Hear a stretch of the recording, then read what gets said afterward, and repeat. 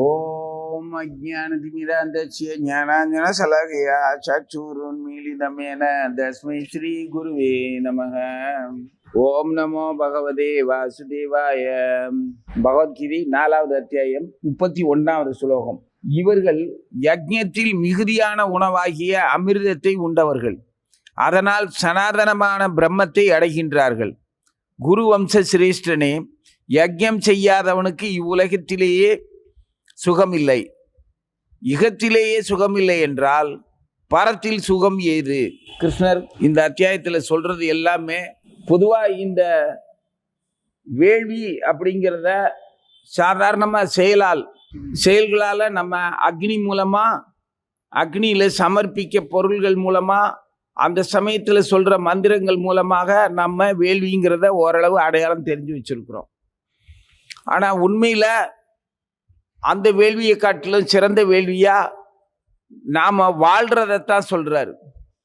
வாழ்க்கையவே தவமாகவும் வேள்வியாகவும் வாழ தெரிஞ்சவே வாழ்கிறவன் தான் மனித வாழ்வை பூரணத்துவத்தை அடைஞ்சதா சொல்கிறாரு. அதுக்குள்ள யம நியமங்களை வரையறுத்து வழிவகுத்து சொல்கிறாரு. இது அவர் தான் விளக்கம் சொல்ல முடியும். ஏன்னா நாம் அந்த விளக்கத்தின்படி வாழ்கிறோமா வாழலையாங்கிறது நமக்கு தெரியாது. நாம் சரியாக வாழ்கிறோம் அப்படிங்கிறத நாமளா நிர்ணயம் பண்ணிக்கிறோம். எதை வச்சு நிர்ணயம் பண்ணுறோம்? நம்ம மனதால், இந்திரியங்களால் இந்த உலகத்தில் துன்பம் இல்லாமல் இருந்தால் நாம் சரியாக வாழ்கிறதா நினைக்கிறோம். இயற்கையாலேயோ மற்றவர்களாலேயோ எந்த ஒரு மனச்சுமையும் கவலையும் இல்லை துன்பம், உடல் துன்பங்களோ வறுமையோ வராமல் இருந்ததுன்னா நம்ம சரியாக வாழ்கிறதுக்கு அத்தாட்சியை நம்ம எடுத்துக்கிறோம். ஆக இந்த சாட்சிகள்லாம் பத்தாது. ஏன்னு கேட்டால் நமது புலன்களும் நமது மனமும் நமக்கு வர்ற இன்ப துன்பத்துக்கும் காரணமே நமக்கு தெரியாது. காரணம் தெரியலன்னாலும் அதனால் ஏற்படுற விளைவிலிருந்து நம்ம தப்புறதே கிடையாது.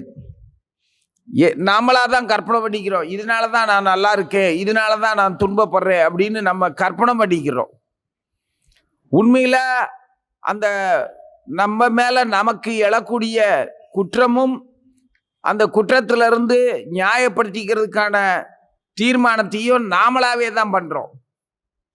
குற்றவாளியே நீதிபதியாக இருந்தால் எப்படி இருக்கும்? குற்றத்துக்கு காரணமானவனே நீ எப்படி சாட்சி சொன்னால் எப்படி இருக்கும்? அந்த மாதிரி நம்மளை இந்த விஷயத்தில் நம்ப முடியாது.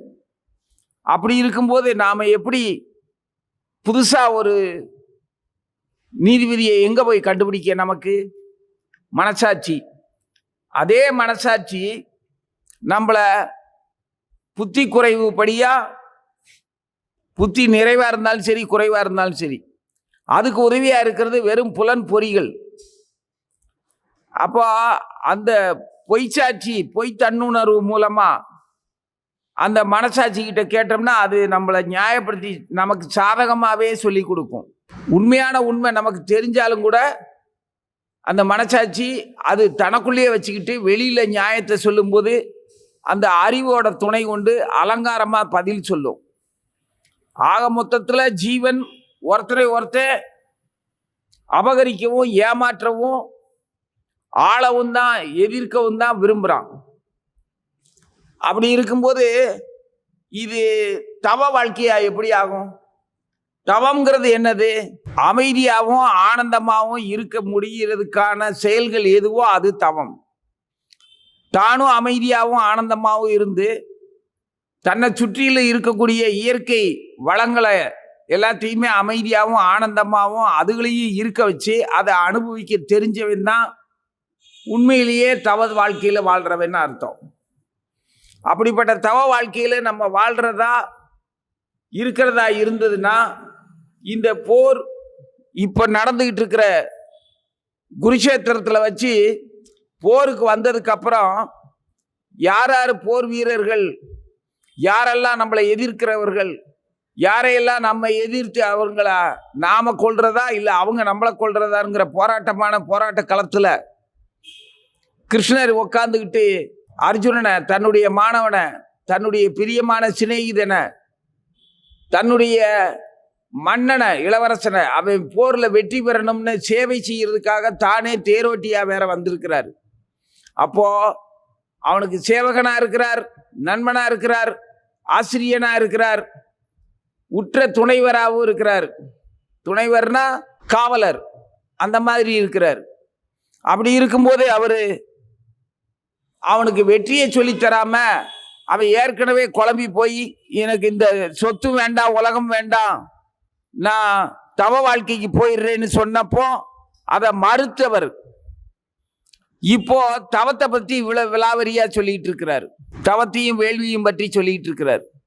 அவருடைய நோக்கம் என்னது?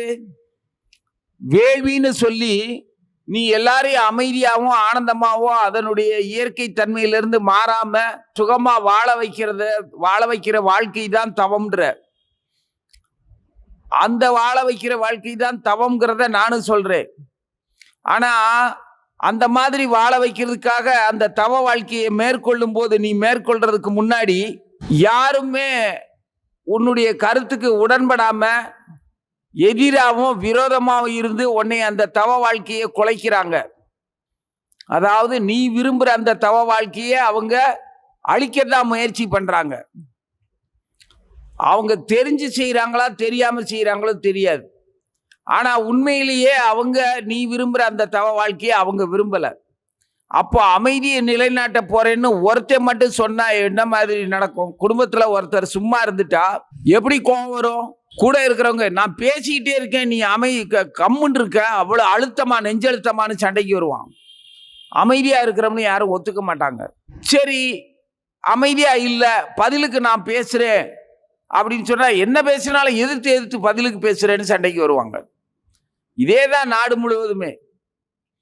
கடவுளை பற்றிய விஷயங்கள் எது பேசினாலும் சரி, அந்த கடவுளை பற்றிய விஷயத்துல அவங்களுக்கு உடன்பாடு இருக்கோ இல்லையோ அந்த மாதிரி உண்மையான கருத்துல எதிர்வாதம் பண்றதில்ல. என்ன பண்றாங்க? அவங்களுக்கு உடல் ரீதியா பொருளாதார ரீதியா இளமையும் வலிமையும் மற்ற ஜீவர்களுடைய ஆதரவு எதுக்குன்னா அண்டி பிழைக்கிறவங்களுடைய பொய் புகழ்ச்சியும் இருக்கிற ஒருத்தன் கடவுளை பற்றி எப்படி நெகிழ்ச்சியோடையும் பாசமாகவும் சொல்லுவான், மரியாதையா சொல்லுவானா? அவனுக்கு வறுமை இல்லை, வலிமை இருக்கு, உடல்ல இளமை இருக்குது, அவனை அண்டி பிழைக்கிறவங்க அவனை பொய்யா புகழ்றாங்க, அதிகார பலம் இருக்குது. அவன் கடவுளை பற்றி எதுக்கு பேச போறான்? சரி உண்மையிலேயே கடவுளை எதிர்த்து பேசுறானா? அதுவும் கிடையாது. அந்த கோளை எதன் அடிப்படையில் பேசுவான்? தாங்கிட்டே இருக்கக்கூடிய பொய்யான பலத்தின் அடிப்படையில் பேசுவான். உண்மையில அவன் கடவுளை நினைச்சு கடவுளை எதிர்த்தோ பேசவே இல்லை. கடவுள் சொல்ற தவ வாழ்க்கையில சிறப்படையணுமே தவிர அவன் அந்த தவ வாழ்க்கையை முறிச்சிக்கிற மாதிரி அழிக்கிற மாதிரியான ஒரு இடத்துக்கு அவன் வரக்கூடாது. அப்போ அது தவம் தடுக்கப்படாதது, இறைவனால் தடுக்கப்பட முடியாதது. மனிதர்களாலும் யாராலையுமே கடவுளே சிபாரிசு பண்ண ஒரு விஷயத்தை கடவுளே எப்படி தடுப்பாரு? அதனால தடுக்கப்பட முடியாதது அது.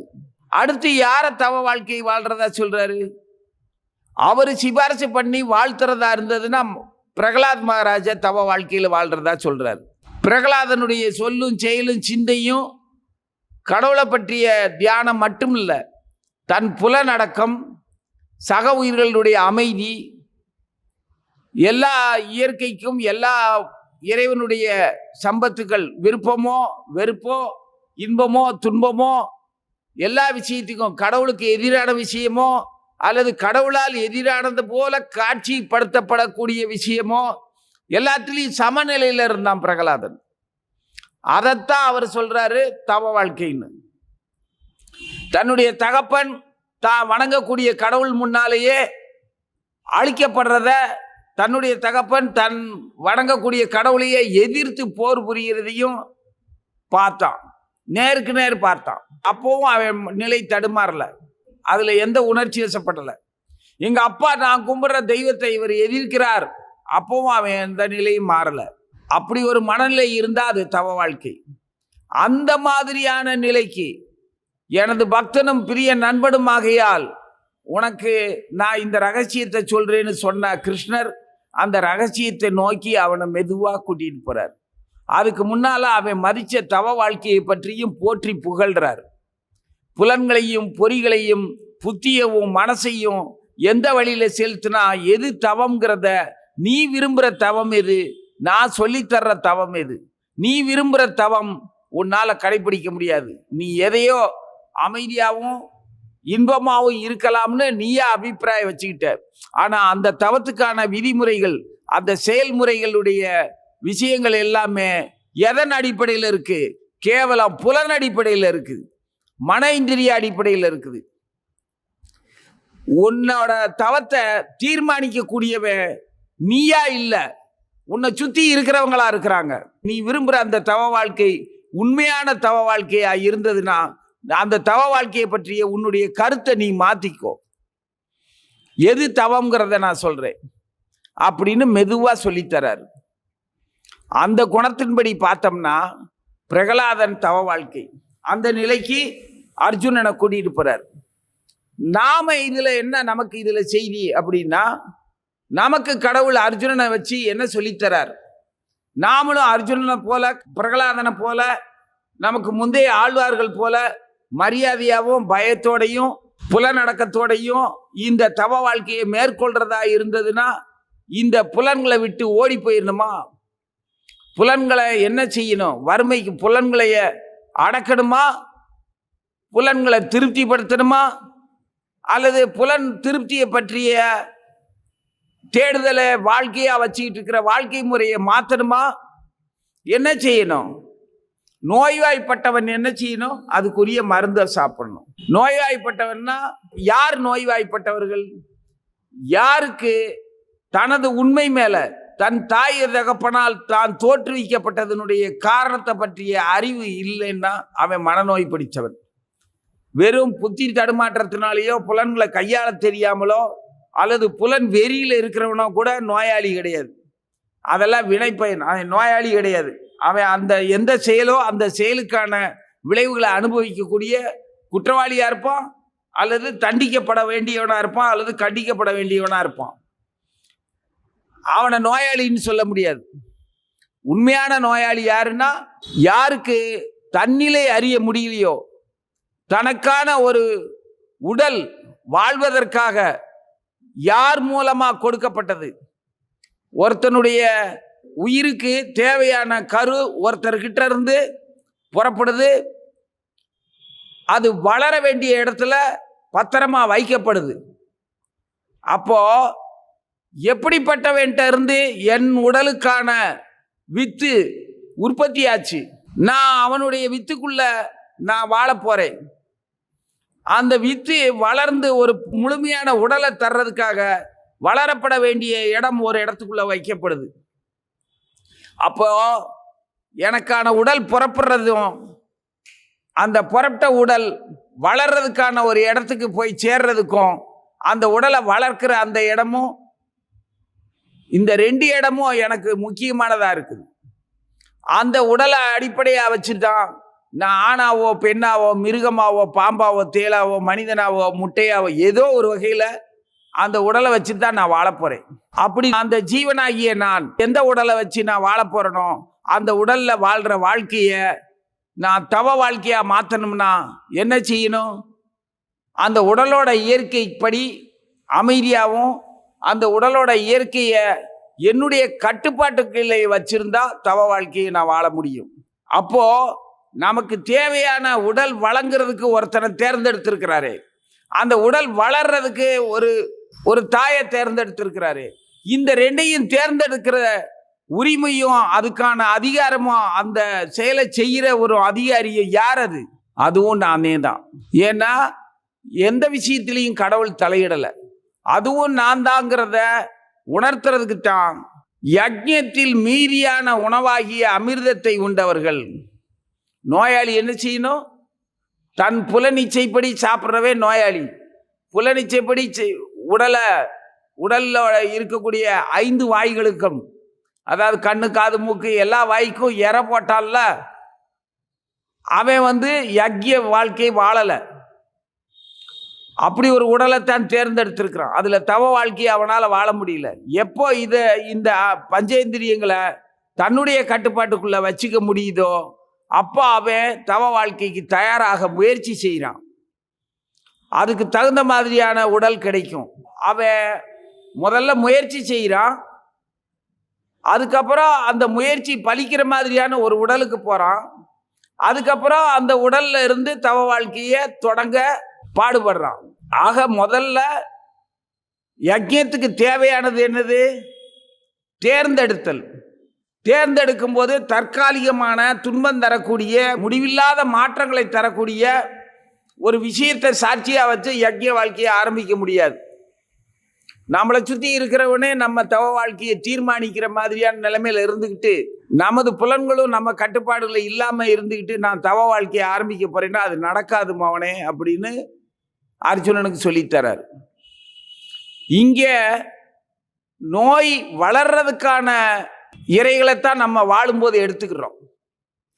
நோய் தீர்க்கிறதுக்கான இறை எது அப்படின்னா அது நன்றி பாராட்டி, நமக்கு இந்த உடல் கிடைச்சது, உணவு கிடைச்சது, தண்ணி கிடைச்சது, வாழ்கிற முறை கிடைச்சது, வாழும் மொழி கிடைச்சது, தேசம் கிடைச்சது, இப்படி பல்வேறு காரணங்கள் கிடைச்சதுக்கெல்லாம் நன்றி சொல்லி இந்த பூமியில் நான் பிறந்திருக்கிறேன், லோகா சமஸ்தா சுகினோ பவந்து அப்படின்னு இந்த பூமி நல்லா இருக்கணும், என் முன்னோர்கள் நல்லா இருக்கணும். எல்லாருமே, நான் யாரையும் நம்பலை, கடவுள் இருக்கிறது எனக்கு தெரியாது, ஆனால் கடவுளுடைய பேரை சொல்லி அவருடைய வாக்கியத்தையும் அவருடைய வாழ்ந்து காட்டின முறைகளையும் நம்பி சுகபோகமா எந்த ஒரு அமங்கலமும் இல்லாம வாழ்ந்த முன்னோர்கள் எனக்கு அடையாளம் தெரியும்.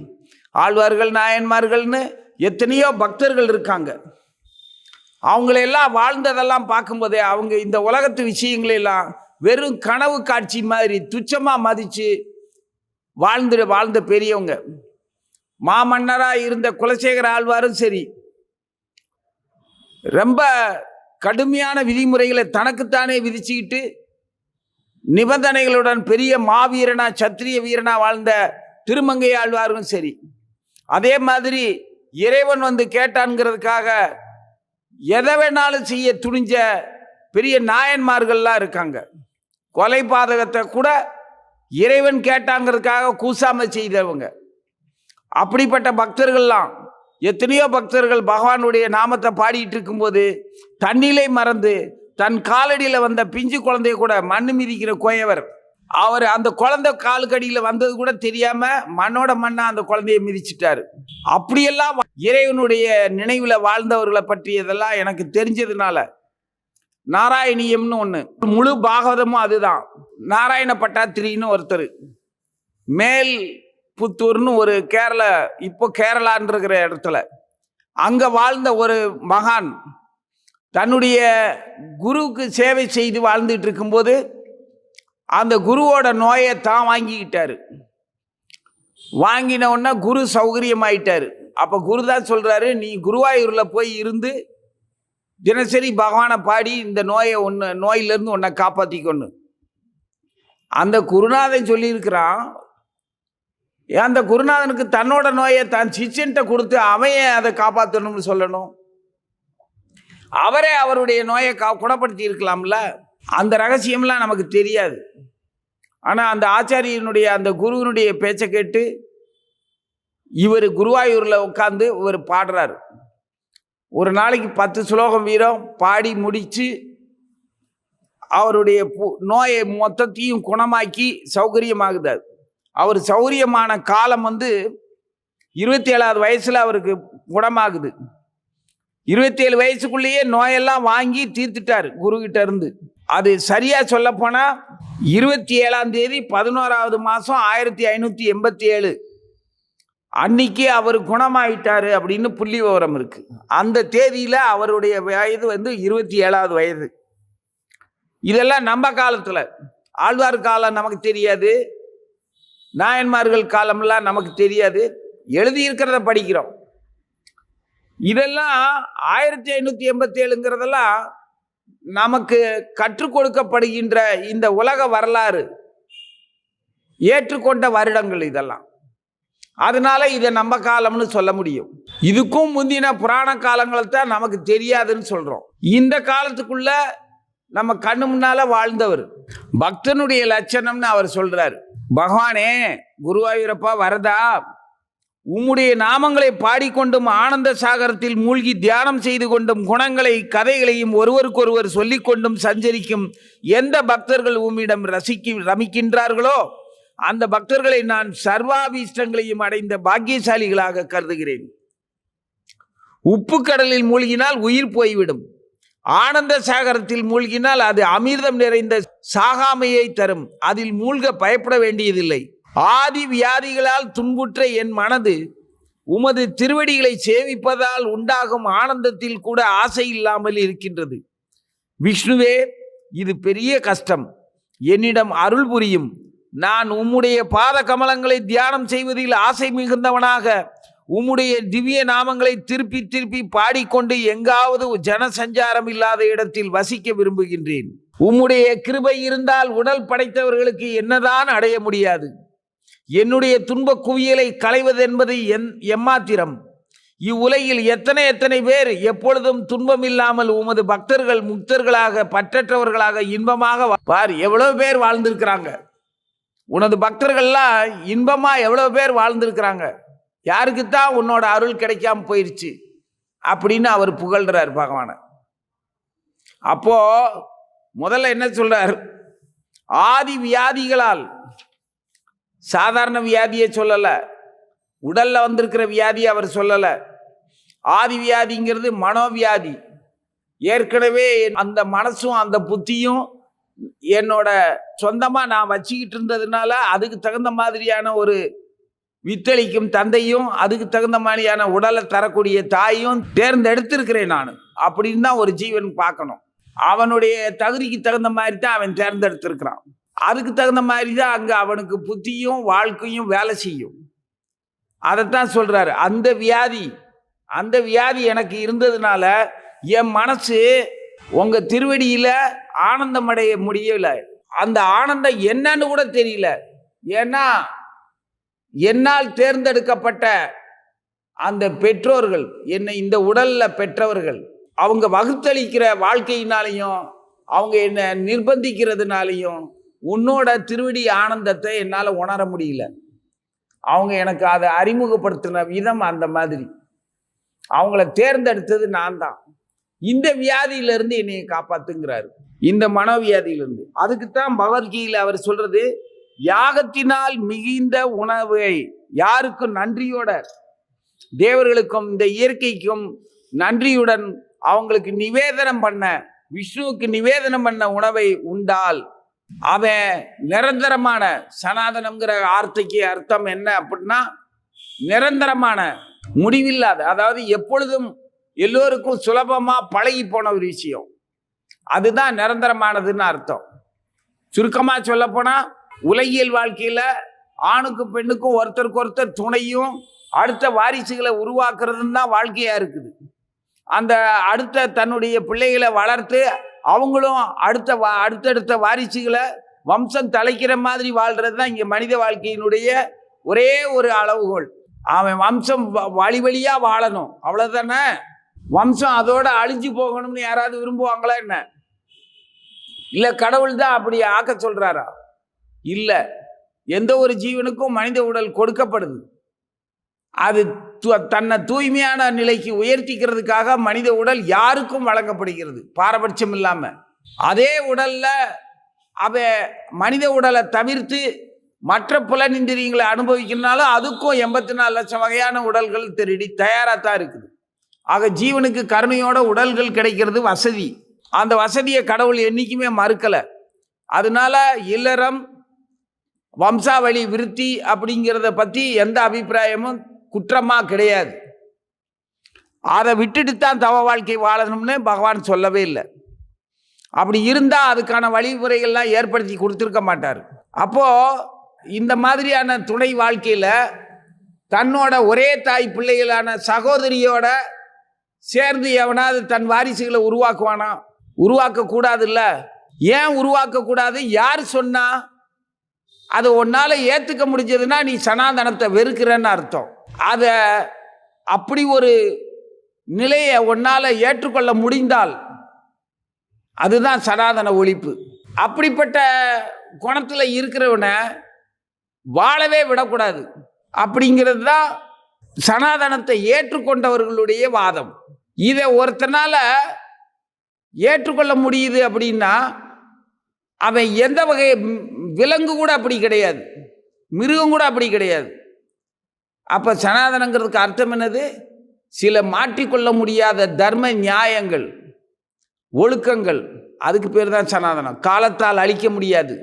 நீ ஆடா பிறந்தாலும் மாடா பிறந்தாலும் 84 லட்சம் உயிர்களில் எதுவாக பிறந்தாலும் சரி, மாற்றிக்கொள்ள முடியாத சில விதிமுறைகள் இருக்கு. கிழக்க சூரியன் உதயமாகுதுன்னா உதயமாகிற திசைக்கு கிழக்குன்னு பேர் வச்சிருக்காங்களா, இல்லை கிழக்குன்னு பேர் வச்சதுனால அந்த திசையில சூரியன் உதயமாகுதா? நீ என்ன வேணாலும் பேசிக்கோ. இது மாறாத தன்மை, மாற்றிக்கொள்ள முடியாத தன்மை. இதுதான் சனாதனம், நிரந்தரம்ன்றார். அந்த சனாதன பிரம்மம் யார் அடைகிறார்கள் என்றார் கிருஷ்ணர்? யஜ்ஞத்தில் மிகுதியான உணவை, தன் இந்திரியங்களுக்கு தேவையான அத்தனையுமே இறைவனுக்கு, அதாவது அதை வழங்கிய இயற்கைக்கு நிவேதனம் பண்ணதா, அதாவது ஒப்பு கொடுத்துட்டு இது உங்களுடையது, எனக்காக நீங்க வழங்கி இருக்கிறத மட்டும் நான் எடுத்துக்கிறேன் அப்படின்னு சொல்லிட்டு எடுத்துக்கிறவை எவனோ, அப்படி அந்த யஜ்ஞத்தில், அந்த வேள்வியில், அந்த தவம், அந்த ஒழுக்கத்தில், அந்த நியாயமான சிந்தனையில் தனக்குரியதை மட்டுமே எடுத்து அனுபவிக்கிற எவனோ அவன் தான் யஜ்ஞத்தில் மிகுந்த உணவை மட்டுமே ஏற்றுக்கொள்கிறவன். அவன் தான் அந்த சனாதன தர்மத்தில் பிரம்மத்தில் இணைவான்றார். அந்த பிரம்மத்தில் இணைஞ்சிட்டான்னா குருவம்ச சிரேஷ்டனே அப்படின்னு அர்ஜுனனை கூப்பிடுறாரு. யஜ்ஞம் செய்யாதவனுக்கு இவ்வுலகிலோ பர உலகிலோ அமைதி என்பது இல்லை, இன்பம் என்பது இல்லைங்கிறாரு. இங்கேயே அவனுக்கு அமைதியும் இன்பமும் இல்லைன்னா அப்புறம் உயர் உலகங்களை பற்றி பேச்சு என்ன வேண்டியது இருக்கு அப்படிங்கிறார்.